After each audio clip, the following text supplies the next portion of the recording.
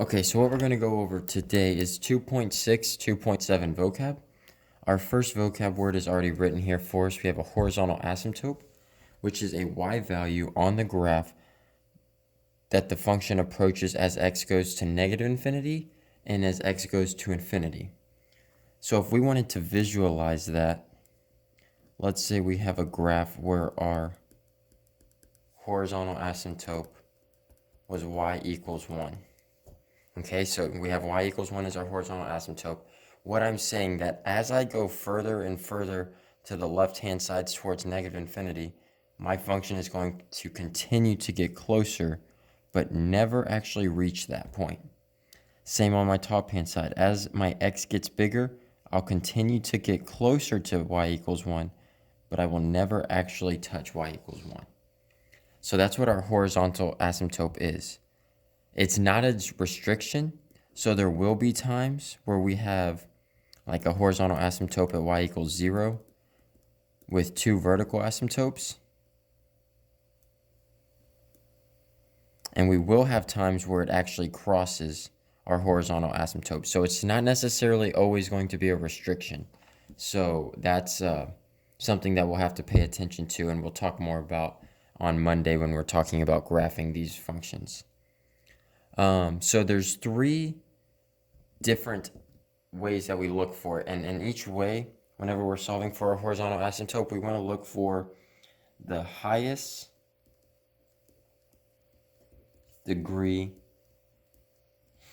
in our numerator and denominator.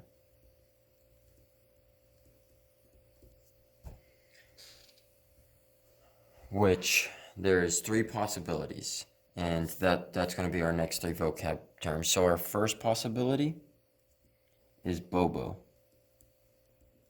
which stands for bigger on bottom, 0. Right? So anytime I have a rational function that looks like y equals x squared plus 3x plus 7,000 over x cubed, it doesn't matter that I'm multiplying by another x here and by a positive 7,000. My highest degree here is 2, here is 3. We all know 3 is greater than 2, so my horizontal asymptote is going to be at y equals 0.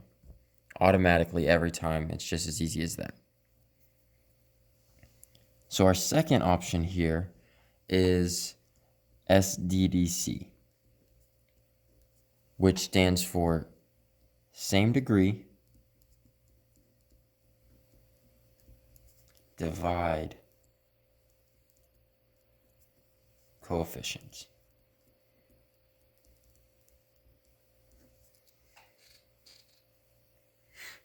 So here we're looking at our degrees, and we have something like 3x squared plus 7x plus 20 over 2x squared minus 400. None of this stuff is going to matter when we're looking for a horizontal asymptote. What we see is that we have the same degree for our highest degree, and so that means I need to divide my leading coefficients. Well, here my leading coefficients are 3 over 2. So I have my horizontal asymptote for this equation would be y equals 3 over 2.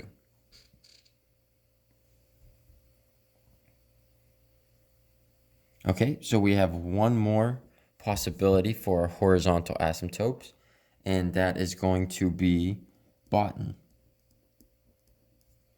And what Botten stands for is bigger on top,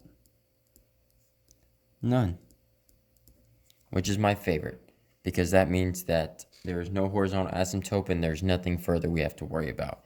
So anytime we have something that's looks like y equals x squared minus 300 over x plus 4, right? So we obviously know that 2 is greater than 1, so we have no horizontal asymptote.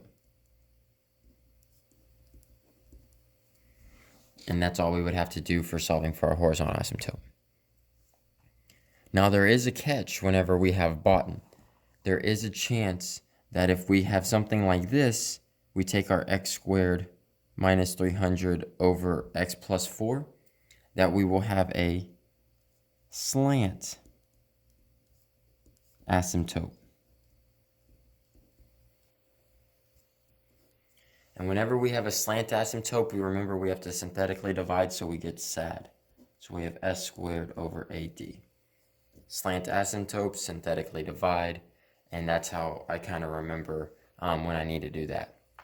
So if we use this example again, y equals x squared minus 300 over x plus 4, we have to look at this and notice that our numerator is 1 bigger than our denominator. And as I said in class, we're really only going to give it to you where synthetic division works. This would also work if I had like y equals x cubed plus 7x squared all over something x squared plus like 400 or whatever. But there you would have to use long division, and I don't really want to force y'all to do that. So we're only going to give it to you whenever you will be able to synthetically divide. I just want you to note that that does also work for finding your slant asymptote using long division. So once we see this, we obviously know that this is written as a factor, right? So when we get something written as a factor, the first thing we think we have to do when we synthetically divide is switch the sign. So I change that to a negative 4. Now I have 1x squared, I have 0 x's, and I have minus 300. I do my synthetic division. That's 1, negative 4. Add down as negative 4. That's positive 16. And that should get me negative 284. Here's my remainder. My remainder in these situations means absolutely nothing. I care about this right here. I get y equals mx plus b, where this is my m and this is my b. So what my slant asymptote final answer would end up being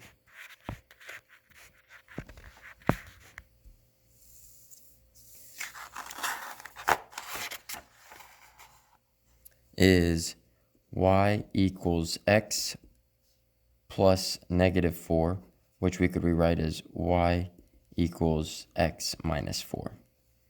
And there would be my slant asymptote at that point. So that handles everything that we would have to do for highest degree as far as trying to find horizontal asymptotes, and then our one example of whenever we will have to find a slant asymptote. This will be the only time you have a slant asymptote, so even though it will ask for it on every question, there will be possible for you to put not defined under each of those choices. So next we still have a couple more examples, and this is one that I noticed a lot of us weren't quite comfortable with. As we were leaving class, we wrote our what we were feeling strong with and what we still had questions over, and this is actually a hole. And so the definition of a hole is if it causes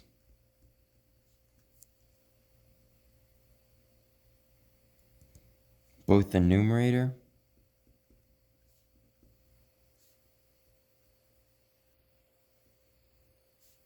and denominator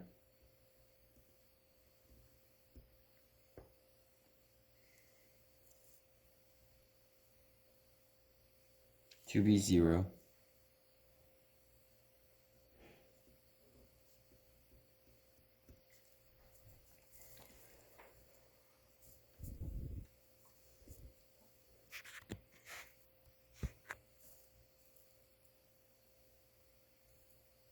okay, so we have whenever we have a numerator and denominator to be 0. So what I'm saying when I mean that, if we look at an example, is if I have y equals x minus 3 times x plus 5 over x minus 3 times x plus 1.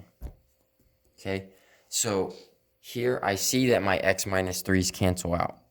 So I know that I have a hole at x equals 3. I know it's x equals 3 because this is written as a factored form, so we find the 0.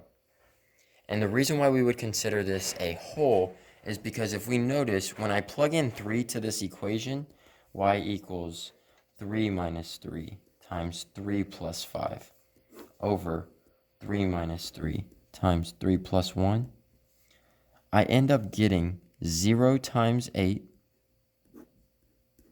over 0 times 4. Well, everyone knows that whenever I multiply anything by 0, we get 0. So I'm going to end up with 0 on the numerator and on the denominator, which we know this is undefined, which is not okay, right? So that means that at this point, I get 0, 0 for my y, when I know that can't be the case because 0 over 0 is undefined, which means that it's actually not going to be on the graph. So in order for us to find out where the y is going to be, we now need to take this x equals 3 and plug it in for what is left over, which is our x plus 5 over x plus 1. So we cancel this out, and now we're looking right here at this x plus 5 over x plus 1. And all we have to do here is we come down here, we have 3 plus 5 over 3 plus 1. So we get 8 over 4, which simplifies us down to 2. So when I ask for the point of the whole, we know that our final answer would then be 3, 2. And that would be our point. So if I had a graph, and let's say this was my only point that I was concerned about, who cares about the horizontal asymptotes and stuff for this? At 3, 2, 1, 2, 3, 1, 2, you would signal that there would be a little tiny open dot right there. And that's because at this point, at x equals 3, our y equals is telling us that we get 0 over 0, which is undefined.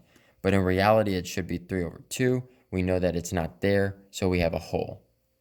So hopefully that clears things up for us a little bit. We will go over more examples of this on Friday when we do our daily. So hopefully we can have time to ask more questions there. But I do know this was a tough concept for us. And it's just a tough one in general. So hopefully we can learn from that one there. And the next one that we really want to go over is our vertical asymptote.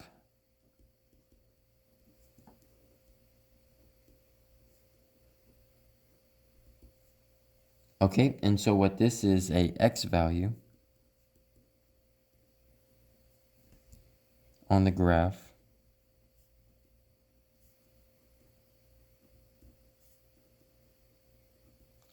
that the function approaches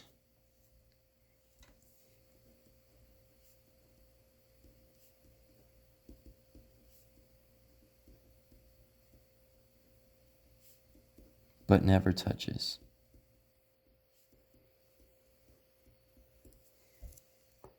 So basically here we're talking about our domain restrictions. So if we have y equals x squared over x plus 1, we know that our domain restriction, as we talked about over here in our whole, we can't have 0 in the denominator. So that still stays true for this. So we said our x plus 1 cannot equal 0. We get x equals -1. So we know that it cannot reach there. So our vertical asymptote would be at x equals -1. So our graph will never, ever touch this point because it is undefined at this point, meaning that it can never touch it because there's never a y value where it actually touches the graph. So we have a vertical asymptote at that point. So with the vertical asymptote, what we really want to make sure we do is look at our denominator and find out where that equals 0. And that's where we're going to get our vertical asymptotes from.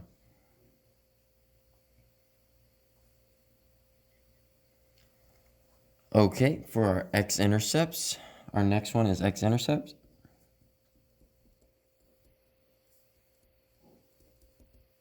And And we know that our x-intercept is where the graph touches the x-axis.